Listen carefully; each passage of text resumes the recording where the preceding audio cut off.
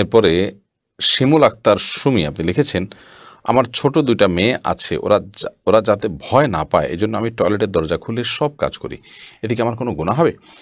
আপনি টয়লেটে কাজ করেন, এদিকে না দরজা খোলা না রাখলে তারা ভয় পাবে, তাহলে সেটা আপনি করতে পারেন, কোনো অসুবিধা নেই।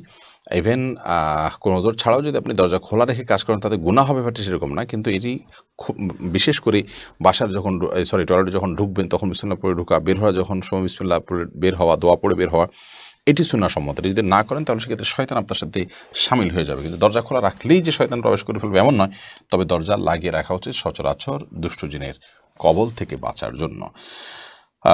বাচ্চারা কান্নাকাটি করে, সে ওজোর থেকে তো খোলা রাখতেই পারবেন। ফারজানা ইয়াসমিন আপনি লিখেছেন, আমার শ্বশুর খেজুরের বিচি বাইরে ফেলে না, খেজুরের বিচি পায়ের নিচে পড়লে তার খারাপ লাগে, কারণ নবী সাল্লাল্লাহু আলাইহি ওয়াসাল্লাম খেজুর পছন্দ করতেন, এর জন্য কি তার সওয়াব হবে? দেখুন, নবী করিম সাল্লাল্লাহু আলাইহি ওয়াসাল্লাম খেজুর পছন্দ করতেন, খেজুর বিচি তো না, অর্থাৎ তিনি বিচি তো খেতেন না, বিধায় এটি ফেললে যে কোনো অসম্মান হবে সেরকম না। তবে নবী করিম সাল্লাল্লাহু আলাইহি ওয়াসাল্লাম মহব্বত তার অন্তরে অনেক বেশি আছে, এটি বোঝা যায়। তো এরকম যদি সব ক্ষেত্রে নবী সাল্লামের পছন্দ অপছন্দকে তিনি অগ্রাধিকার দেন এবং ভালোবাসেন সন্দেহভাবে, সেজন্য তিনি আল্লাহর কাছে আজর এবং বিনিময় পাবেন। মোহাম্মদ